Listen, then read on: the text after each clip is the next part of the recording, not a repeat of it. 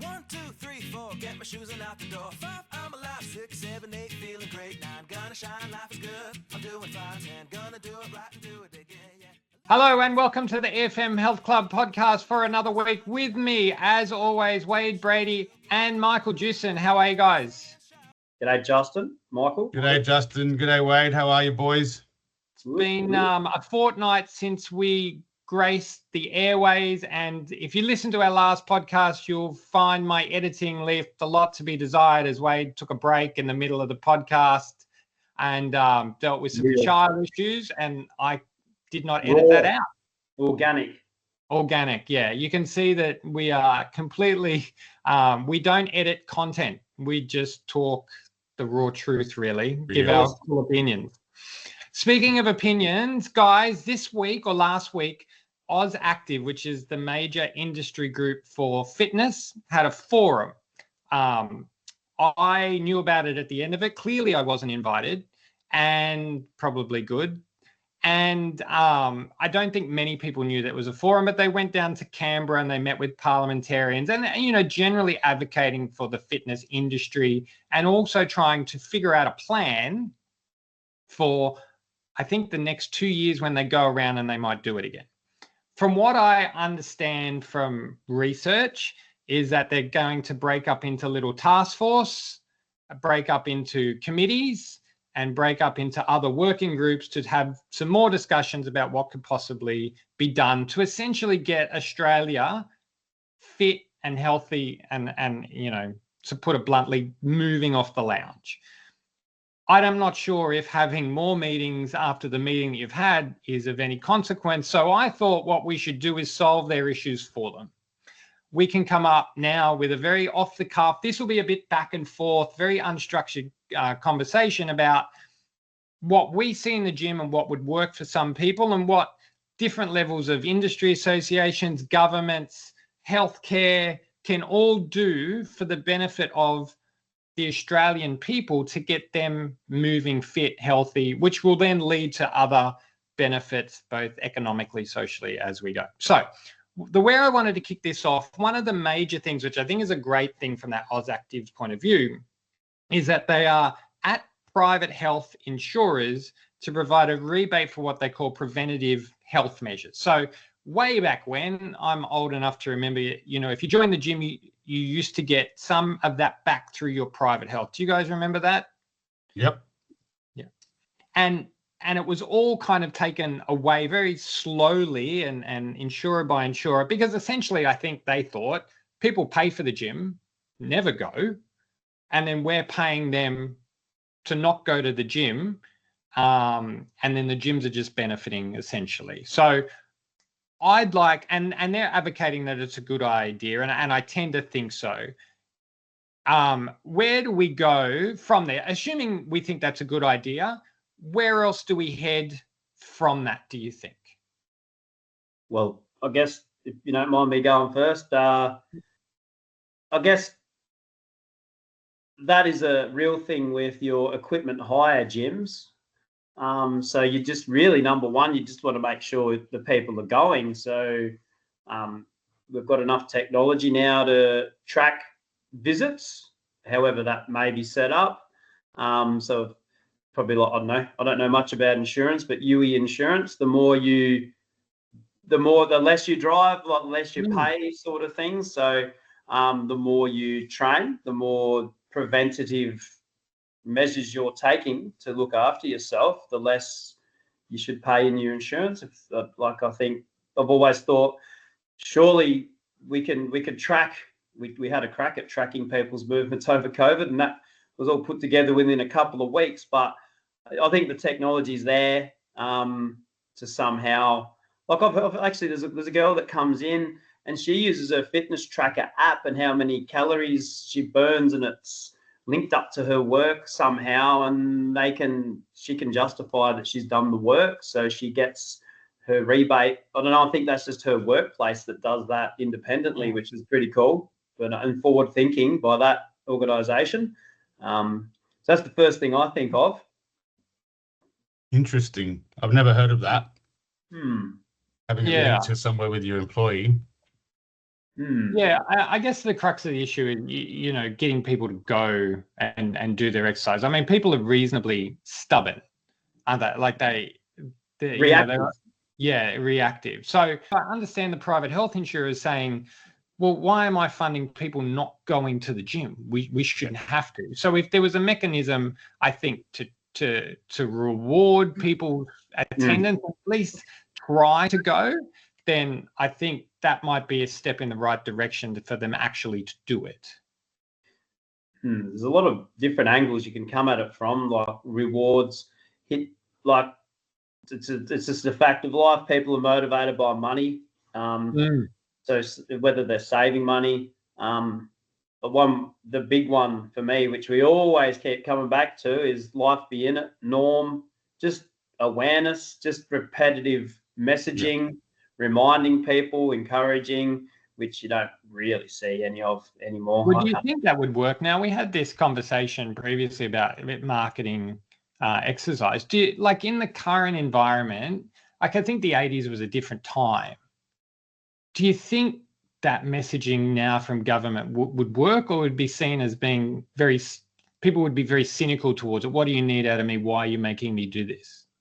I think people would probably become a bit more cynical towards it. I think it's because it's been thrown in our face a lot, which it needs to be. We get desensitized, and then it becomes annoying. I know I'm not doing the right thing. I don't need you to keep reminding me. That type of attitude might come out, which is not the right one. And it comes down to, are people motivated by money, or is it by results and the lifestyle and the warm, fuzzy feeling you get from what we do? Or is it, I'm going to get some money back? Which one's going to work better? Unfortunately, I think these days it's probably the money back type sort of scenario. No, I'd probably disagree. I think not. I just don't think it's happened. Like it might be getting rammed down our throat how good exercise is for us, because we follow what we follow on social media, and it's getting rammed down our throat. But like there's so many different ways it could be approached. Like if you think about how sometimes you see a beautifully put together ad and you go, oh, this is warm and fuzzy. Like, what are they advertising here? And then when you get to the end, it's like Nurofen. You know what I mean? Like there's so many different angles you can come. Like what's Nurofen do for you? Like it might stop something your elbow hurting so much. Like how many things does exercise do for you? Like imagine if you had the money of like big industry, and we could just go nuts advertising. Geez, the ads you could put together to sell, geez, maybe I should look into this exercise thing. Like, look at these people, because you don't know, you only know what you know, and you don't know what you don't know. And if you can give people glimpses and insights into what they can actually be getting out of their life, that could be done through advertising and campaigns. But they're not trying. They're obviously not trying, because there's no, like, as people say, the way that our political system works and having short terms, like the benefits, if they were put in place today and that they took the lead and the initiative, the benefits would be how many political terms, 3-4 terms down the track, to actually start to see the real change. And that's not going to keep them in power today. So the system works against itself. And then there's all you hear things like there's people in Canberra with, from the institutions where preventive health will work against their bottom dollar. There's all that side of it, of course, if I can put it eloquently. Unfortunately, comes back to the money. Yeah. Well, and one of the ideas that we were talking about previously when we were going, okay, so, AusActive's a larger organisation. It's very hard to turn a ship. And essentially, they're trying to turn the Australian, so the fitness industry, they're trying to turn that ship in a direction of people using them more.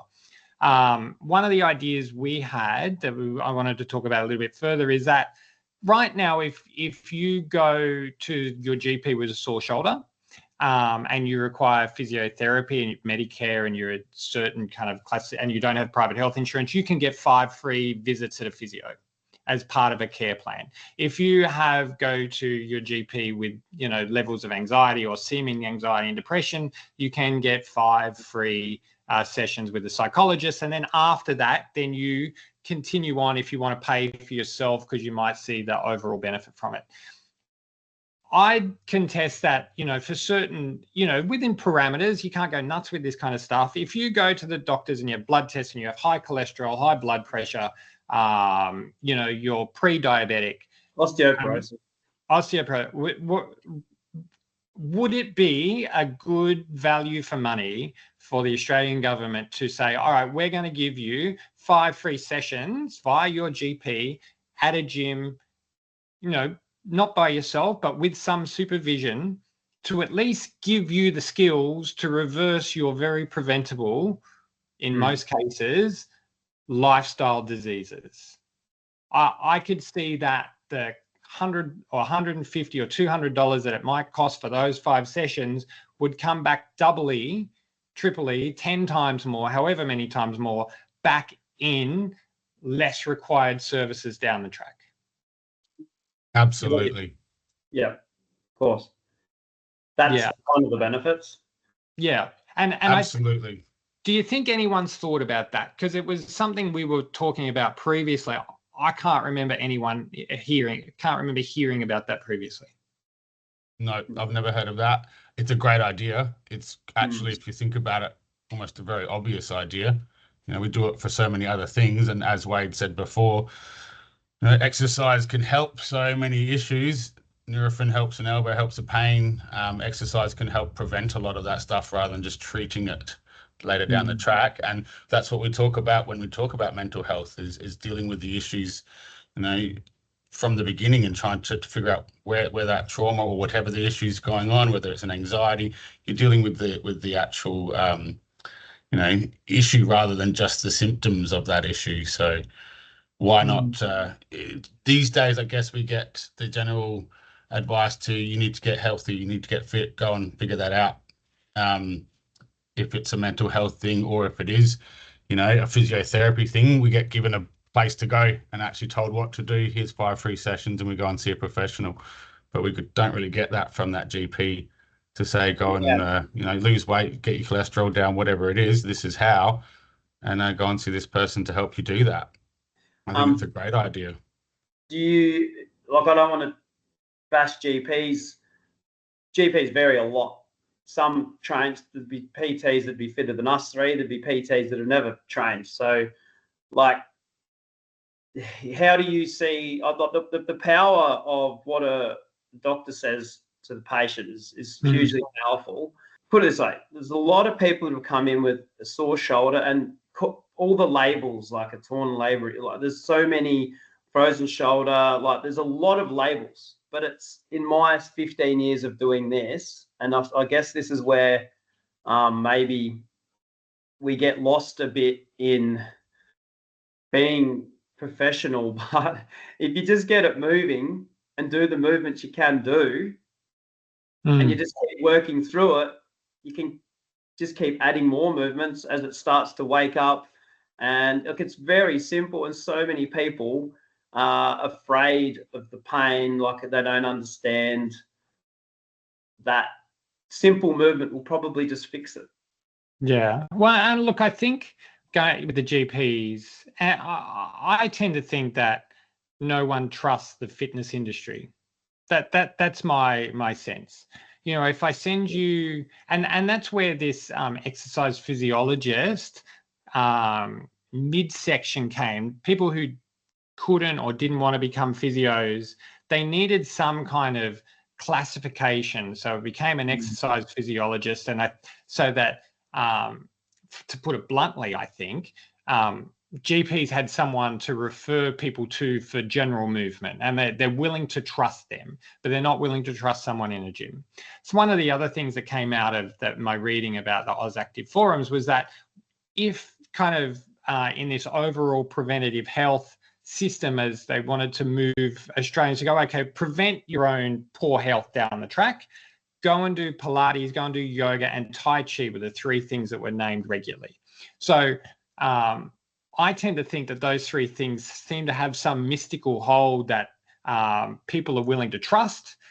There is the element that, they're a class type situation, but they seem to sit by themselves as some kind of alternative, safe way to exercise that we're willing to invest in because it could, like I think because they're mystic. But if you go to a gym and just lift weights with your dumb mates, you're going to end up hurting yourself, and that's not preventative anyway. I tend to think that's the mood within that health industry, and maybe the country as a whole. Like, you have to go and see some person who may have been qualified overseas to, get real health benefits from exercise. That's my sense. So many ways. My head's spinning. Like, would you feel safer in a really crowded room of Pilates? Like, if there's 20 people in a Pilates room and there's a teacher up the front, would you feel safer in there just being one of the mob, not really being properly monitored, or a PT, which is with you 100% of the time? Like, it's so hard to fathom how they come up with exactly what you talk about, like the categories of who and what is the most important and beneficial for you.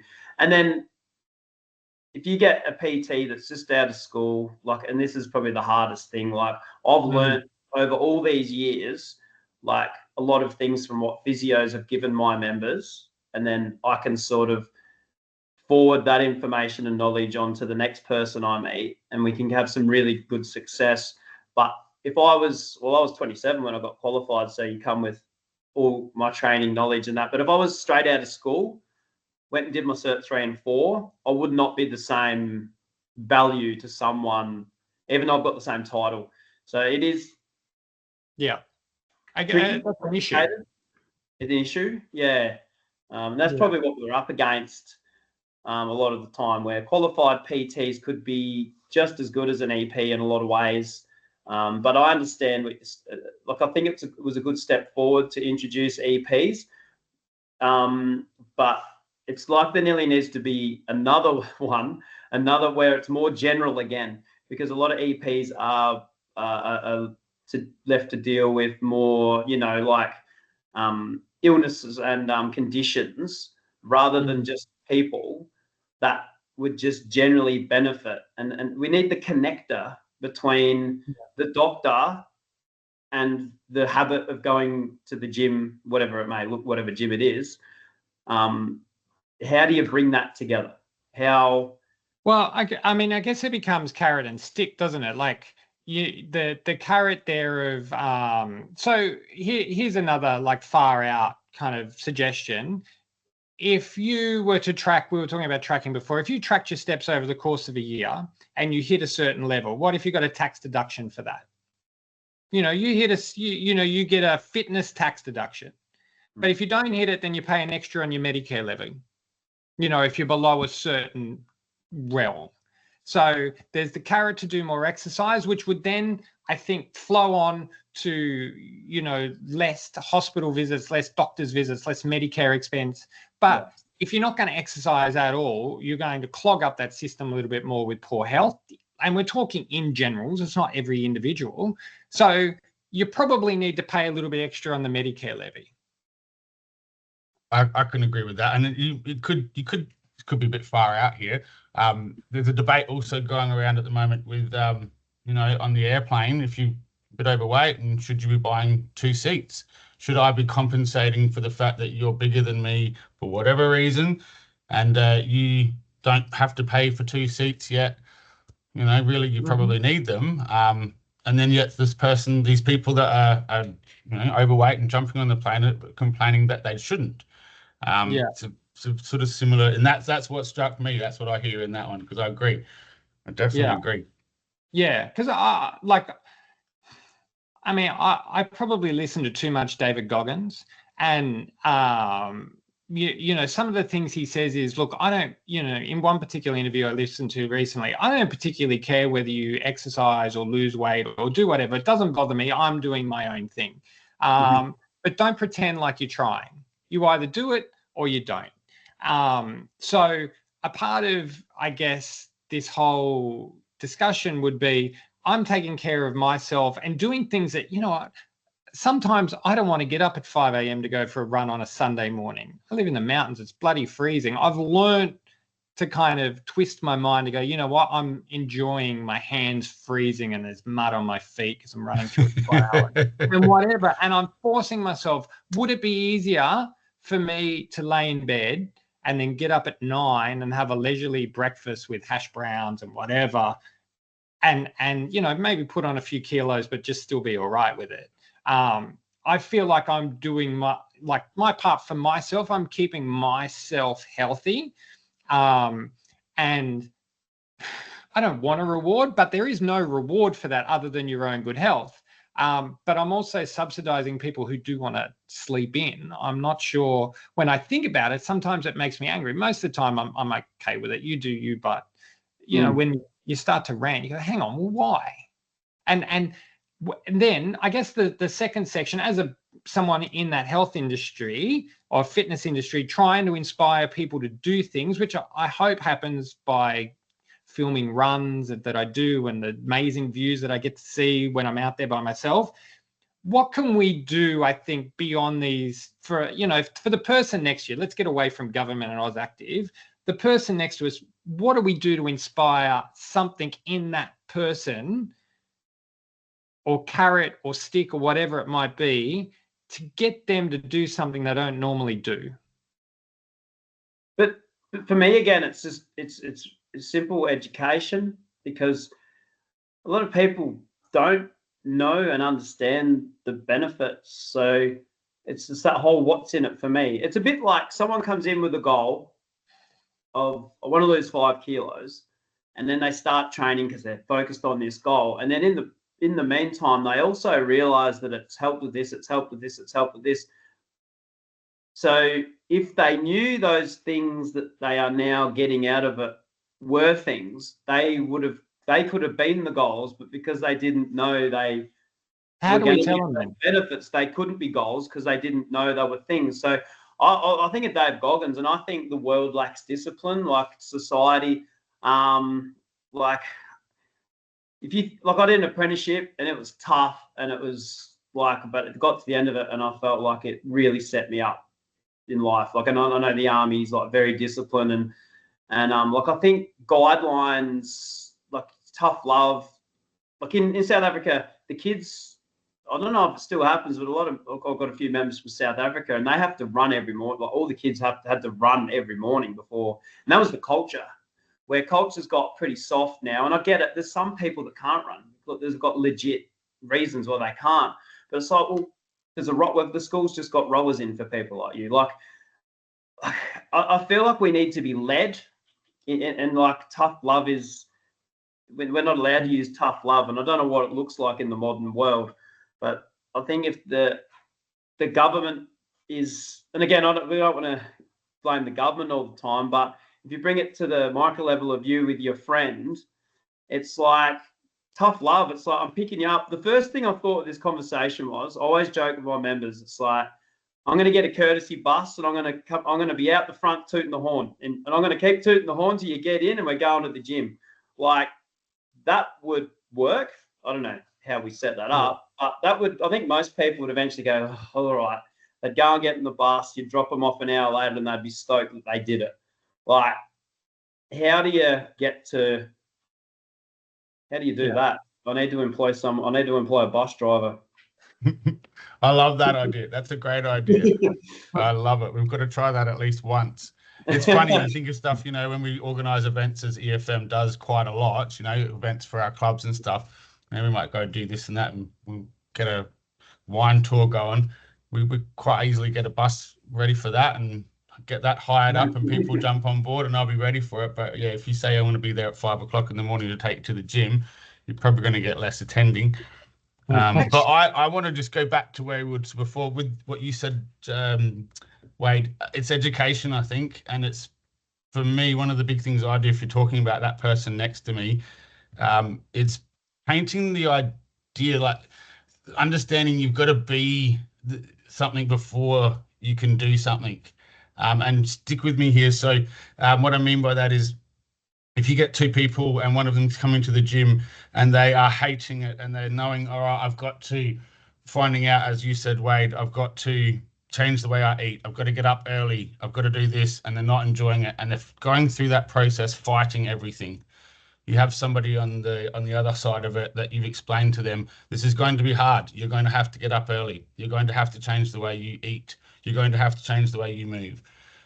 They understand it, and then get them to understand also that this is a good thing. You're going to need to be in that frame of mind.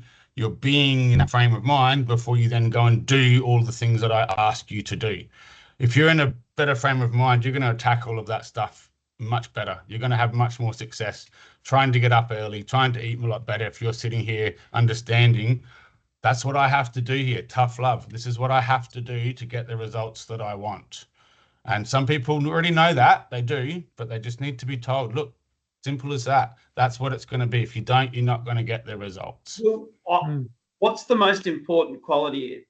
I think most people would lean towards one of these options. Not everyone, but what's more important in a personal trainer? Someone that's inspiring, and they'll get you there, like they make you want to do it, or someone that knows the complete anatomy of the human body, that, you know, the form is the best you've ever seen, like the knowledge of this trainer and their understanding of movement patterns. Like, what do you think would be more important to the average? Like, if this overall goal of getting Australia moving, what type of person would be, like, it's pretty obvious. Yeah.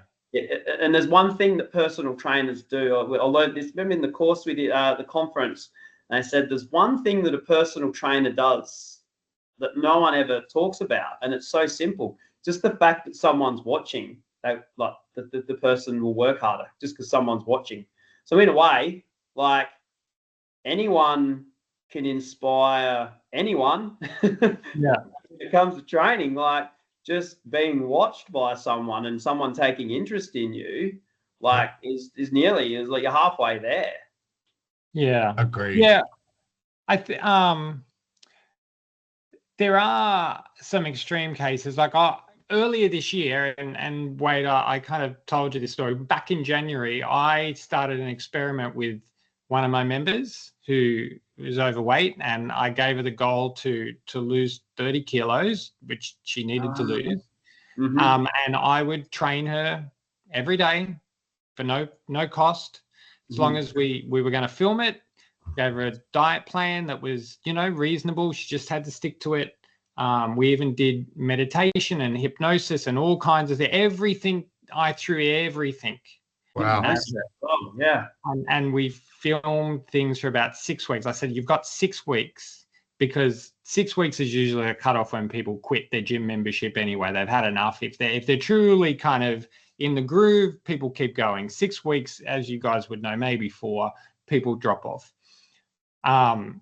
That experiment, off at that point. Yeah, the experiment lasted 4 weeks, with me going, I can't do anymore.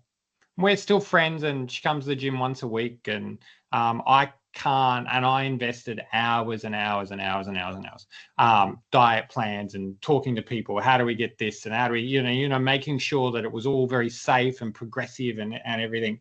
You know, come to the gym. You come in the gym today? No, I can't.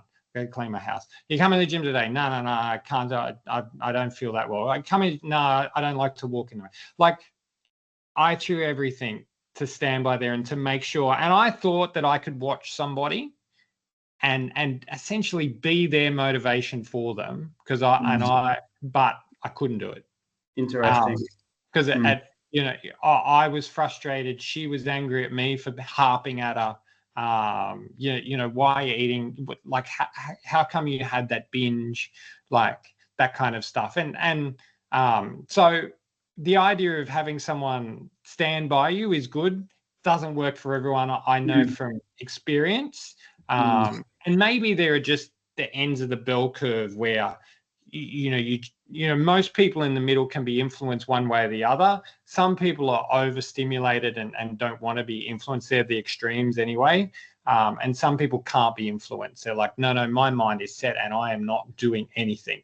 So maybe we need to think about, in terms of getting Australia moving, those ends of the bell curve, the 1-2% at either end, maybe either can't be helped for their own, or shouldn't be helped because they're already too into it or something like that. So the spectrum thought is probably valid in that situation. And what got at me thinking was me trying to help particular people. Sometimes I think the adult generation is a bit lost. We're set in our ways. This is the way, and I don't want to exercise. Maybe we target the youth, the kids, because kids will do what you tell them to do, essentially. As a society, do we abandon the adults that won't do anything and just go, you know what, I'm going to focus on the kids, and maybe the next generation will be all right? Well, actually, you could work out pretty quickly how effective that is. As I said, in South Africa, Jen, there's a few, anyway, she was said, oh, no, we'd run every morning. So I wonder if there's more adults training in South Africa because it was just part of their day. Cool. Wouldn't question it. It's just what they did. I'm hoping my kids will be like that because they've grown up around the gym and everyone exercises in their world. So, so I've got a lady that's just recently joined, and she does hypnotherapy, and I thought. So she said we had a very brief conversation, and I want to catch up with her again. Could even get her on the podcast. But she thinks she could really help people with that mindset because that's where it all starts, funnily enough. So it's interesting that didn't really work. I suppose there's no silver bullet. If there was, everyone would know by now, and everyone would do that one thing. One of the things with hypnotherapy is it you've got to want to do it. Yeah. It won't. You've got to be open to it. Yeah. If you want to change a particular habit or a situation or a mindset, and you want to do it, if you want to quit smoking, you can do it. It'll probably speed the process up, sort of. Well, there's certain, like, without going into the process of hypnotherapy, like, you're dislodging certain beliefs and habits and things like that from your subconscious mind and replacing them with others, essentially, over, however you might do that. But if you're a smoker, if I was a smoker and my wife wanted me to quit and I went to hypnotherapy and they go, yeah, why do you want to quit? Yeah, my wife wants me to. There's no chance that that's happening. You're not. That's right. And it's the same with exercise. My wife wants me to be here, or my husband wants me to be here. You haven't then made that decision. You haven't had your oh shit moment there. Yeah. I like your oh shit moment. I've never forgot when you told me that. We all have one somewhere down the line. We will all have many. Sometimes we have multiple oh shit moments, but they do. It's just a matter of recognizing them. Yeah. So I think maybe kids generally play sport on the weekend, and maybe it's a bit harsh of me. Again, maybe I listened to too much David Goggins in the last couple of weeks, but maybe focusing on the kids and going, you know what, the adult generation, that I personally think everyone's educated enough to make decisions. Everyone knows that exercise is good for them. If they're setting aside injury, but everyone knows that going for a walk and if you don't think they do. I don't think they know. You don't think people know that exercise is good for them? I think deep down inside, most people know. Surely. It's an airy fairy. Oh, what? It's good for them. Like what? Like good for them. Like, yeah, I don't know. Like, yeah, I understand why. You're too nice a person, Wade. I give people. That's the difference. Yeah. I think people know and choose to ignore that it's good for them. I have to agree with that. Yeah, I'd have to agree. Yeah. I think kids do PDHPE in their at school. They're taught from kindergarten onwards about health, now mental health, but physical health, what to eat, the different kind of foods that they should. I reckon you could line up 100 kids and give them 10 different foods, 5 junk food, 5 health foods, and every single one of them would be able to choose which category they should be in. unless you gave them some kind of yogurt with great packaging that didn't, that said it had no added sugar, but, that kind of thing, the things on the fringes. But if you gave them fruit and if you gave them packets of chips, everyone would know. If you gave them the choice between sitting on a lounge watching Netflix and going for a walk through the park, which one's healthy, which one's not, every single child, of any age would be able to determine that. But somehow we get to adulthood and we're like, I'm not sure. Actually, it's better for my mental health to sit here and watch Game of Thrones. I'm a bit cynical. I can't really. I don't have kids, and I don't really work a lot with them, I must say. So I probably can't answer that one too much. But look, yeah, adults, we learn how to be lazy. It's not we're not born lazy. I don't believe. Some people maybe have more motivation than others, of course. But yeah, it's the same sort of thing for me. Is that you watch a toddler squat or a child squat, they do it perfectly. They haven't learned how to do it badly or learned how to do it lazy in a lazy style. Same as we get older, we figure out, it is easier and more beneficial maybe for the head to sit here and watch Game of Thrones rather than going out and doing a run. But we don't really realize that that's absolutely wrong. That's completely the wrong way around. And again, we also have to understand we live in a society where we are trained and drilled to, buy this, we need that to fix this, rather than going out there and exercising. This wonder drug or wonder bra or wonder jock or whatever it is will fix everything for you, when you could just, there's a get out there and move more. Each man is his own mechanic. So someone, I didn't ever know that one, and you could even say each woman is their own mechanic. But if you think back in the time, people did work things out themselves and be proactive. Where now, as you say, we're trained to think the answer's out there. Someone's got it for me. I either buy it off them or I go and get the service and they'll fix it for me. But usually it's within ourselves. And like, exercise can be free. Like, you can go and you can do chin-ups off a tree. Like, you can do push-ups anywhere there's a bit of floor or ground. Like, you can run. But we need all these gadgets, and like EFM, we do interesting programs to try and make it fun and try and make it as enticing as possible and enjoyable as possible. And it's not a bad thing, but we need this the way we've gone in the world. With the school, like kids playing sport and stuff, I think, I don't know how much study's been done on this, but a lot of kids played a lot of sport, and parents are running. I've mentioned this in other podcasts, but they get to adulthood and just stop. So what's happening there? Do they just go? Is it just like, I don't have to do this. I actually don't have to do all that. This is fantastic. I can just do nothing. Or is it maybe the relationship they had with the sport and the training? Maybe they actually found it a chore and they weren't enjoying it. So when they actually finished school, it's like, excellent. I don't have to do that anymore. Like, I'm fascinated to know what's happening there, because so many people are running. So many of my members are running around every night to different suburbs for different sports. And then there's absolutely no guarantee that person will then lead into having a healthy, active lifestyle beyond school. And I don't know what the numbers are. It'll be fascinating to see, but I don't think it's just it's not a given. It's not for sure. It's definitely a phenomenon. Like, I actually spoke to someone yesterday. I played soccer right up until my HSC, up till I was 18. And then, mine was a little bit different. Then I went to uni and I played golf all the time. So I chose a bit of a different sport, and then I was full on into playing golf.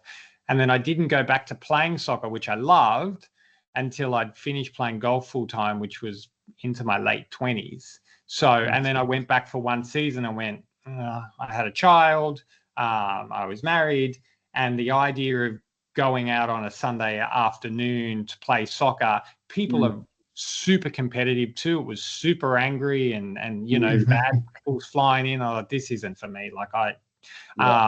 So as more responsibilities are established, you do drop off, but you kind of find different ways. I'd still love to play golf a couple of times a week. I don't have time, so I go running.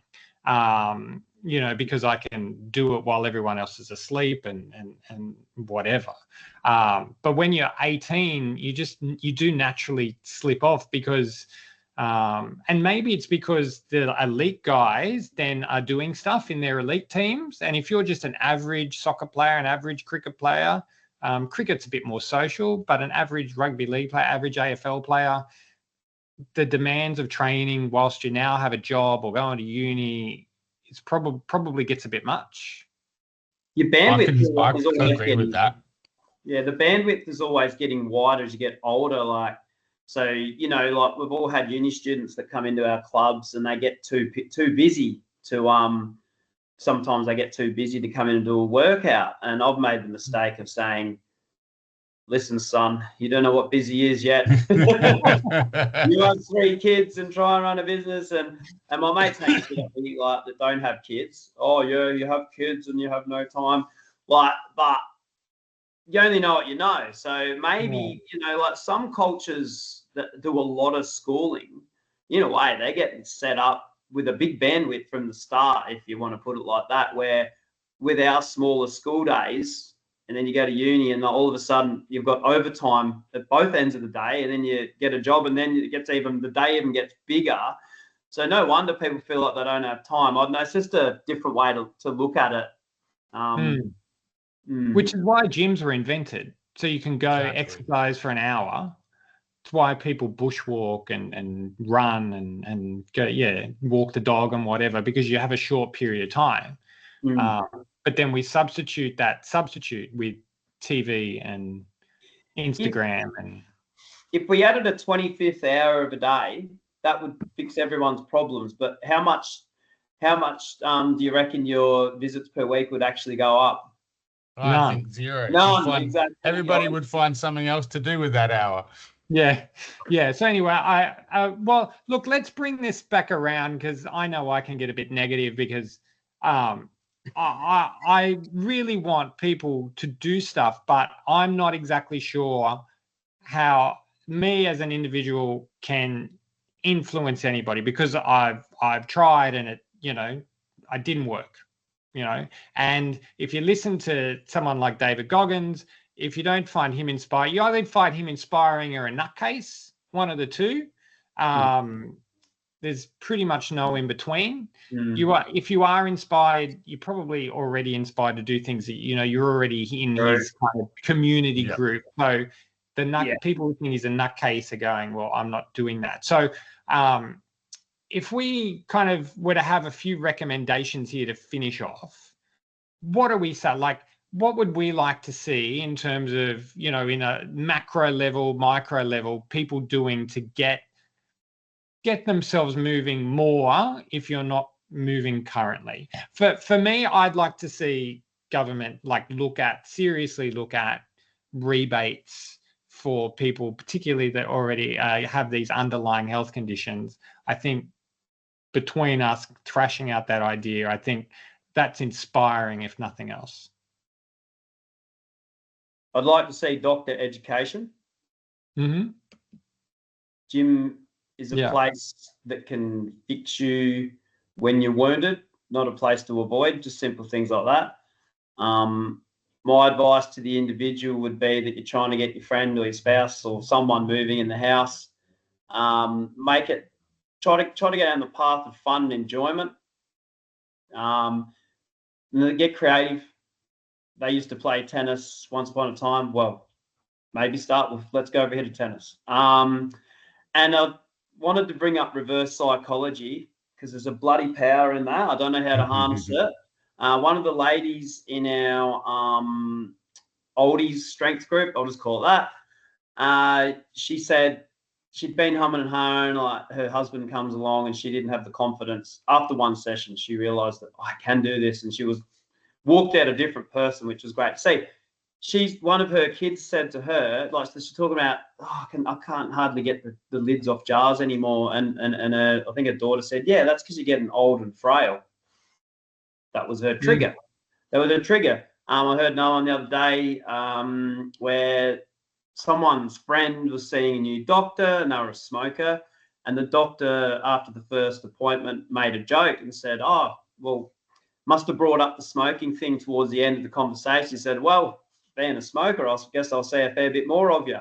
So that person got another doctor. They didn't like that, and they stopped smoking as well. So the reverse, and another one, with that challenge that you started, Justin, we ran at our club. Lily would love to know. She's got a mention on the podcast too. But Lily, I was like, I'm really getting on board with this reverse psychology thing. And I said, "Lily, you've started this challenge too late. You won't finish this." She finished right on her sheet. Like, up yours, mate. I finished it. So try different approaches. Yeah. Get creative. There's so many creative ways you can go about this. Yeah. I want to maybe extend what you said there, Wade, and first of all, get out there and talk to these people. You know, before getting creative, actually speak to those people. Find that friend if they do need help. Give them that help. I think probably more being honest and talking and communicating with each other. That's something that we do. You can quite easily walk into my gym and I'll tell you exactly why you're in the situation you're in after obviously asking many, many questions. Being honest and being able to reach out and say, "Hey, you know, yeah, you should do something about it." Could be one step, whether that comes from your GP, whether that comes from your friend. We're sort of, one thing I see a lot of these days is, you know, no body shaming and all this sort of thing. And I'm not of course, not for body shaming, but at the same time, it's quite okay and acceptable to say to somebody, I think, yeah, you do need to do something about that issue. It's in your benefit and your health. So calling people out in one respect is probably one thing I'd like to see, but doing it with love, of course, but being confident with it. And then the other thing is, I think for me on my level in my industry is as I go back to what I said before, painting that picture of what type of person you're going to need to be and what you can be to be able to get the results and actually work and do what you need to do. Paint that picture in their head. Get them to understand. So figure out your frequency. Okay, I want to be able to do this. I want to sit in my car and listen to a certain radio station. Well, what do I have to do to get that? I have to change a couple of things on the dial, and then I'll find what I want. I get what I want. If you're not doing that, if you're sitting in the car just going, "Oh, I hope I can find that," if you're not doing anything about it, you're not going to find it. You need to tune into the right frequency, which means being in the right mindset, helping people out there, saying to that person, "This is what you need to be to get the kind of results you need to get." Just one quick thing, Simon Sinek. You guys have both heard of Simon Sinek, the leadership guru. Yep. One of the most profound things he says or has said is you can lead from any level, which I love, or level of rank. Yep. So it's easy to keep going. Government's fault, but they could lead. AusActive could lead, EFM corporate could lead, EFM franchisees could lead, an EFM member can lead. Like, you can lead from any level of rank, which I think is really cool. You can take it into your own hands. Yeah. All right. Yeah. Awesome. Thanks, guys. Wade too, I'm a big fan of reverse psychology. When I went to uni, I actually did a double major. I did psychology and reverse psychology. So learned nothing in the end. You brought jokes today. Look out. Yeah, that's not my joke, actually. I heard it. All right. I give credit. I'm not that bright. All right. That'll do us for another week. Find us on Instagram is the easiest way. EFM Underdale for Michael, EFM McGill for Wade, EFM Westmead, myself, and the EFM Health Club podcast Instagram. We will be back in a fortnight with another topic. Thanks, boys. We'll see you soon. Thanks, guys. Later. See ya.